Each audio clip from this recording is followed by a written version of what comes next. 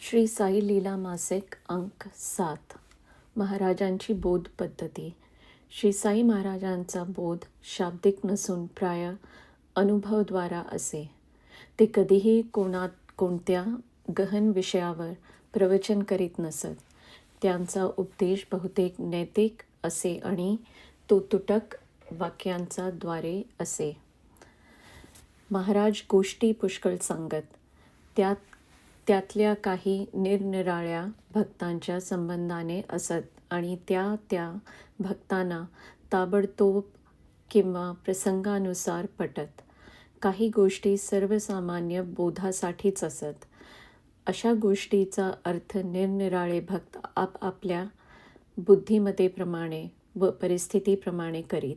यापैकी काही गोष्टी यापुढे या मासिकात देण्याचा विचार आहे. आजच्या लेखात महाराज व्यक्तिशः अनुभवद्वारा कसा बोध देत असत आणि तो कसा ठसत असे याची काही उदाहरणे देण्याचे योजले आहे. याचे एक उदाहरण श्री साई लीलाच्या 6व्या अंकात पहिल्याच पानावर दिले आहे. एकदा माझे 2 स्नेही वाड्यात स्त्री धर्माविषयी बोलत होते. त्यांचे बोलण्याचा रोख त्या धर्मातील दोष काढण्याकडे होता. त्या बोलण्यात मीही सामील होऊन काही दोष दर्शनापरच बोललो.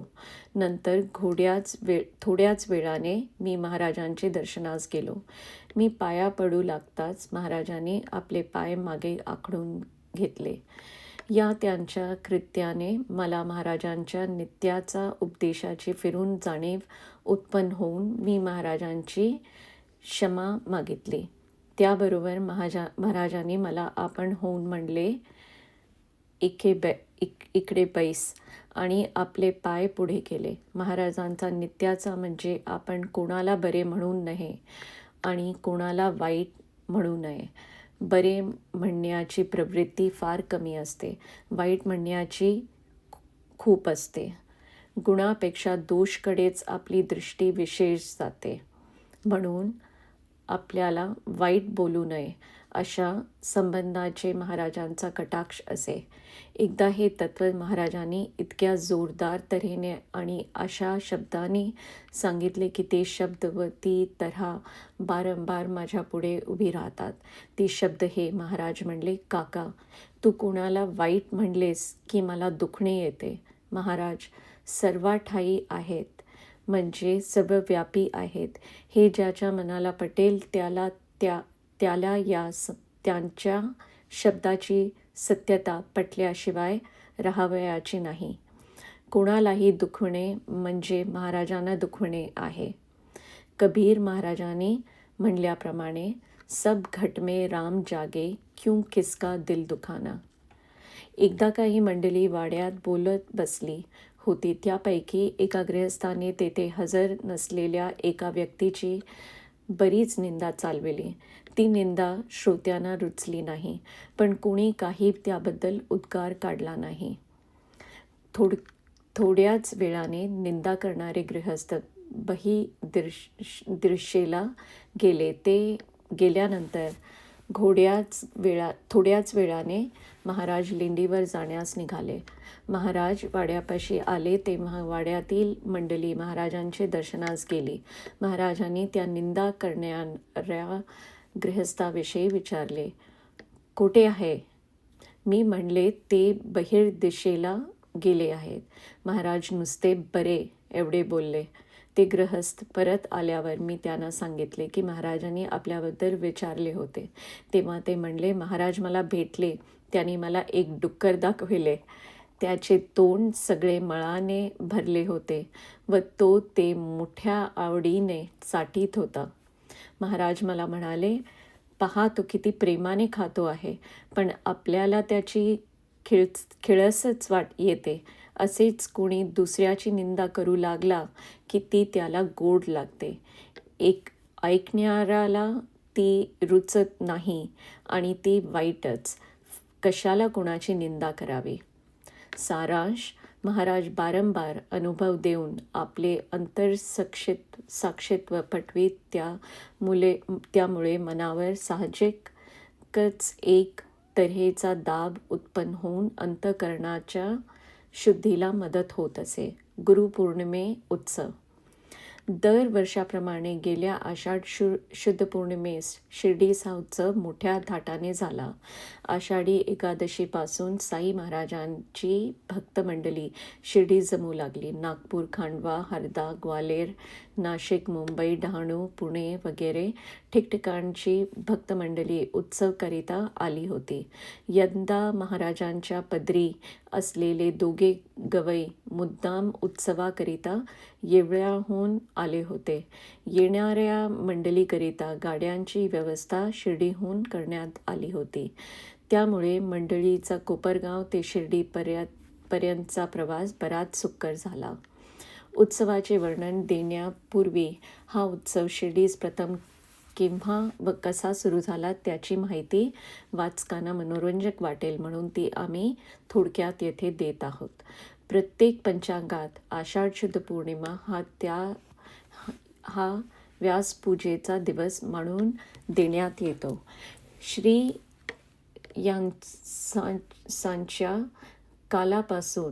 व्यासांच्या कालापासून या दिवशी गुरूंची पूजा करून गुरूंना वस्त्रे देण्याची वहिवाट असल्याचा दाखला पुराणातरी सापडतो. शिर्डीस गुरुपौर्णिमेची पूजा ही महाराजांनीच स्वतः आपल्या नेहमीच्या पद्धतीप्रमाणे अपरोक्ष मार्गाने सुचविली. सन 1908 साली लक्ष्मण कृष्णाजी उर्फ तात्यासाहेब नुलकर सहजच पंढरपूर हे रजा घेऊन शिर्डीस येऊन राहिले होते. त्यावेळी त्यांचा मुक्काम गावच्या चावडीत होता. एके दिवशी सकाळी महाराज माधवराव देशपांडे यांचे जवळ म्हणाले की त्या म्हाताऱ्याला म्हणावे, या खांबाची पूजा कर. तात्यासाहेब नुलकरांना महाराज म्हातारा म्हणत असत व पूजेकरिता जो खांब महाराजांनी दाखविला तो धुनीजवळ असून त्याला टेकून कित्येक वेळा महाराज बसत असत. माधवरावांनी तो निरोप तात्यासाहेबांना सांगितला. यावेळी रोजची पूजा किंवा आरती शिर्डीत सुरू झालेली नव्हती. नुलकरांना व माधवरावांना हा काय प्रकार आहे ते प्रथम लक्षात येईना. नुलकरांनी पंचांगात काही खुलासा मिळतो की काय ते बघण्याकरिता पंचांग पाहिले. तेव्हा तो दिवस व्यासपूजेचा म्हणजे गुरुपूजेचा आहे असे आढळून आले. अर्थात अशा महत्त्वाचा दिवशी महाराजांच्या आज्ञेने खांबाची का होईना पण मशिदीत पूजा करण्याचा योग आल्यामुळे त्यांना परमानंद झाला. माधवराव पुन्हा मशिदीत गेले तेव्हा महाराज त्यांनाही म्हणाले की तोच काय एकटा पूजा करतो, तुलाही करायला काय झाले. महाराजांची व माधवरावांची विशेष सलगी असल्यामुळे हे ऐकून माधवरावांनी सांगितले की आपण खांबाबिबाची पूजा नाही करणार. जर तुम्ही करू द्याल तर मी तुमची मात्र पूजा करीन. महाराज थोडेच एकदम होय म्हणणार. शेवटी नाही होय करता महाराजांची पूजा करण्याची परवानगी मिळाली. त्यावेळी तेथे असलेले प्रेमातले भक्त म्हणजे तात्या कोटे पाटील व दादासाहेब केळकर. दादासाहेबांना तो गुरुपौर्णिमेचा दिवस व त्या पूजेची माहिती होती. तात्या पाटील शेतावर गेले होते. त्यांना बोलवून आणले. मंडळाने पूजेचे सामान तयार केले. धोत्रे आणवली व सर्वांनी प्रत्यक्ष महाराजांची पूजा करून त्यांना वस्त्रे दिले. अर्थात त्या वस्त्रांचा महाराजास काही उपयोग नव्हताच, परंतु आपल्या भक्तमंडळींना गुरुपौर्णिमेस गुरुची पूजा करण्याचा योग यावा व पुढे तो परिपाठ चालू राहावा याकरताच हे सर्व लाघव महाराजांनी केले. अशा रीतीने ही पूजा सुरू झाली व नंतर या संभारापास हलके हलके मोठ्या उत्सवाचे स्वरूप आले. महाराजांच्या वेळी हा उत्सव फारच थाटाचा होत असे. महाराजांनी देह ठेवल्यानंतर वार्षिक उत्सवाचा ज्या वाटण्या झाल्या त्याच हा उत्सव महाराजांचे परमभक्त श्रीमंत गोपालराव उर्फ बापूसाहेब बोटी यांच्याकडे देण्यात आला. त्याप्रमाणे त्यांनी आपल्या हयातीत तो चालविला. त्यांच्या निधनानंतर त्यांचे चिरंजीव श्रीमंत केशवराव भैया व पूर्णचंद्र भैया हेही तितक्याच उल्हासाने तो उत्सव चालवित आहेत. हे त्यांना फार भूषणावह आहे. श्री पूर्णचंद्र भैया सहकुटुंब उत्सवास आले होते व पहिली महापूजा त्यांच्या हातून झाली. यंदा आषाढ शुद्ध एकादशीपासून शिर्डीस उत्सवाचे स्वरूप थोडेसे दिसू लागले. महाएकादशी म्हणून रात्री महाराजांची पालखी भजनी दिंडीसह वाजत गाजत गावात मिरविली. दुसरे दिवशी मुसलमान लोकांचा ईदीचा सण होता. त्या दिवशी सकाळी 75 मुसलमान मंडळी प्रथम मशिदीत जमून प्रार्थना केल्यानंतर समाधी मंदिरात येऊन दर्शन घेऊन गेली. श्री साई महाराजांचे कृपेने हिंदू व मुसलमान बंधुत्वाचा नात्याने कसे वागतात व एकाच वेळी आलेले आपले सण एकाच जागेत दंडाविसाद न करिता कसे आनंदाने पार पडतात याचे उत्कृष्ट उदाहरण शिर्डी बाहेर व्यक्तीच पाहण्यास सापडेल. गुरुपौर्णिमेच्या दिवसाची पहाट उजाडली व नित्यनियमाप्रमाणे काकड आरतीची घंटा झाल्याबरोबर सर्व भक्तमंडळी खडबडून उठून काकड आरतीला हजर झाले. काकड आरती संपूर्ण सर्वजण शुचिर्भूत होण्याचे तयारीला लागले. अभिषेकाकरिता मुद्दाम वैदिक ब्राह्मण बाहेरून बोलावले होते. त्यांनी सकाळपासून समाधीवर लघुरुद्राच्या अभिषेकास सुरुवात केली. ब्राह्मण करवी कित्येक भक्तमंडळीने आपल्या नावाचे समाधीवर रुद्राभिषेक करविले. अभिषेक सुमारे 10-11 वाजता संपले. नंतर सर्व भक्तमंडळीने जमून प्रत्येकाने आपल्या हाताने मंगळवाद्यांचा गजरात समाधीला पंचामृत स्नान, गंगा स्नान व उष्णोदकाचे अभ्यंग स्नान घातले. नंतर समाधी कोरडी करून गळेफ चढचिण्यात आले व भक्तमंडळीच्या पूजा सुरू झाल्या. सर्वांनी आपापली पूजा करून सद्गुरूंना शेरे, हार व वस्त्रे वाहिले. शेवटी आरती होऊन प्रसाद वाटण्यास आला व पूजेचा समारंभ सुमारे 2 वाजता संपला. तिसऱ्या प्रहरी समाधी पुढे पुराण झाले व सायंकाळी गायन झाले. रात्रोरात रथाची मिरवणूक निघाली. हा रथ एका भक्ताने 5-6 वर्षापूर्वी शिर्डीस आणून महाराजांच्या अर्पण केला होता. रथ आल्यावर रथाची मिरवणूक काढण्याची परवानगी महाराजांजवळ बरेच वेळा मागण्यात आली, परंतु महाराज म्हणत की रथ अवजड आहे, कोणाला इजा होईल, कोणी त्याखाली चिरडेल. तेव्हा महाराजांनी परवानगी नाही असे लमजून रथाची मिरवणूक काढली गेली नाही व रथ तसाच 2-3 सालपर्यंत मशिदी पुढील सभामंडप पडून राहिला होता. रथ आला त्यावेळी त्यातील सामान म्हणजे गजनीच्या व खिनखावाच्या गाद्या, लोड, सरपोस, तक्के वगैरे सामानही आले होते. महाराज स्वतः कोणत्याही वाहनाचा उपयोग करीत नसत, परंतु जसा त्याचा घोडा हाही एका भक्तानेच काही वर्षापूर्वी अर्पण केला होता. आरतीचे वेळी साज जडवून रोज सभामंडपात आणीत असत. त्याचप्रमाणे रथात आरतीचे वेळी गाद्या, लोड वगैरे सामान ठेवण्याची वहिवाट असे. महाराज श्री साई लीला. महाराजांच्या हयातीतील झालेल्या शेवट्या गुरुपौर्णिमेच्या दिवशी मात्र महाराजांनी रथ मिरविण्याची परवानगी दिली. त्या दिवशी तिसऱ्या प्रहरी स्थान महाराजांची तस्वीर व पादुका ठेवून रथाची थाटाची स्वारी गावात मिरविली होती. या मिरवणुकीबरोबर जाण्याची आज्ञा सर्व भक्तमंडळास महाराजांनी स्वतः दिली होती. महाराजांच्या हयातीत पहिली व शेवटची रथाची हीच मिरवणूक झाली. असो, रथाची मिरवणूक रात्री 10 वाजता मशिदीतून निघाली. आघाडीला नळे चंद्रज्योती उडत होत्या. त्याच्या मागे बँड बाजा ताशे व वाजंत्री वाजत होते. त्यांच्या मागे भजनी दिंडीचा गजर चालला होता. नंतर महाराजांचा घोडा व रथ अशा क्रमाने मिरवणूक निघाली. रथाच्या बाजूला व मागे भक्तमंडळी छत्र, चामरे, अब्दागीर वगैरे घेऊन चालली होती. गावातील भक्तमंडळीच्या दरवाजापुढे रथ थांबवून सवाणे येऊन पूजा व औक्षण करीत. मिरवणूक महाराजांचे परमभक्त व मालसापती उर्फ भगत यांचे घरापुढे आल्यावर थांबून बराच वेळ दिंडीच्या भजनी मंडळीचे भजन झाले. मिरवणूक पुन्हा सुरू होऊन दीक्षितांच्या वाड्यासमोर थांबली. तेथे पुन्हा भजन व गारुड. हे गारुड एकनाथ महाराजांनी रचलेले आहे म्हणणे होऊन मिरवणूक सुमारे 4 तासांनी मशिदीत परत आली.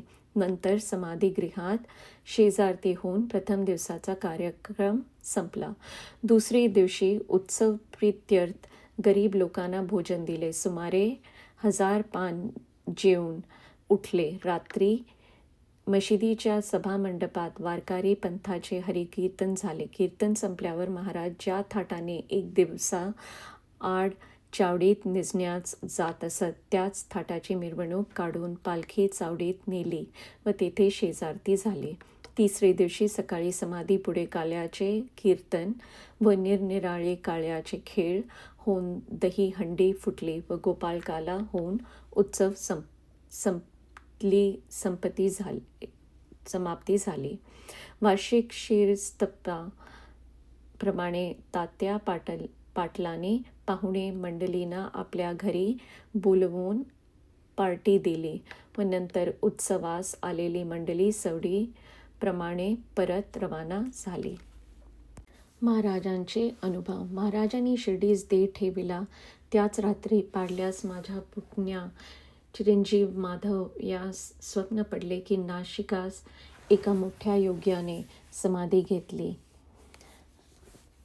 तसेच एका मुंबईस राहण्याच्या हिंदुस्थानी हनुमान प्रसाद नावाच्या जोशाच्या येथे महाराजांची तस्वीर होती. ती एकाएकी हलू लागली. याचप्रमाणे महाराजांच्या ठिकठिकाण्या मुख्य भक्तापैकी पुष्कळांना कोणत्या न कोणत्या तरी प्रकाराने महाराजांनी आपल्या समाधीची सूचना दिली. महाराजांनी देह ठेवल्याच्या 2-3 मिनिटे आधी मला वाड्यात घेऊन चला असे शब्द काढले. देहावसान झाल्यावर महाराजांचा देह कोठे ठेवावयाचा हा विषयी मंडळी विचार करू लागली. वरील शब्दाचा आधार घेऊन काही मंडळी असे म्हणू लागली की महाराजांनी वाड्यात नेण्याविषयी म्हणले होते.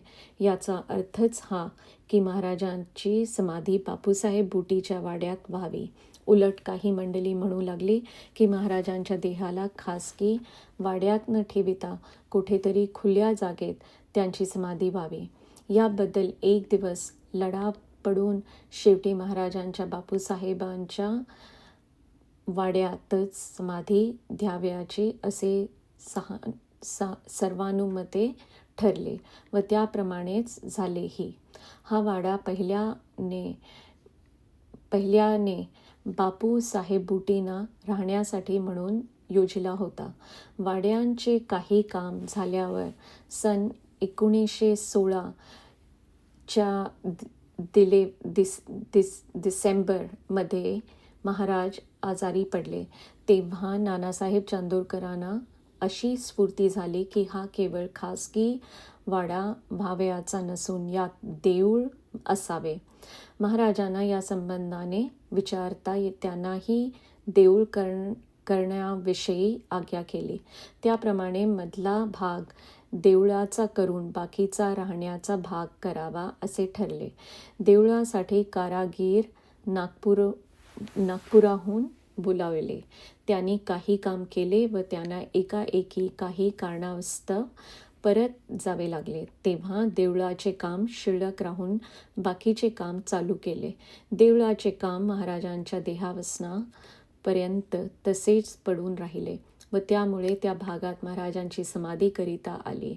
अर्थात ते महाराजांचेच देऊळ झाले. ही आपलीच जागा आहे व आपण येथेच राहू असे महाराज की कित्येक वर्षे नित्य म्हणत असत.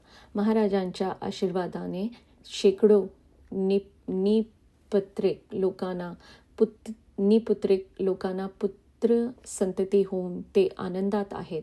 राव बहादूर, हरिविनायक साठे, नगरचे दामू शेठ कासार, नांदेडचे रतनजी शेठ, गोपाल गुण, रावेरचे देशमुख ही सर्व मंडळी महाराजांचे दर्शनास पुत्रप्राप्तीचे इच्छेने आली आणि महाराजांच्या कृपेने या सर्वांना मुले होऊन ती सुखरूप आहेत.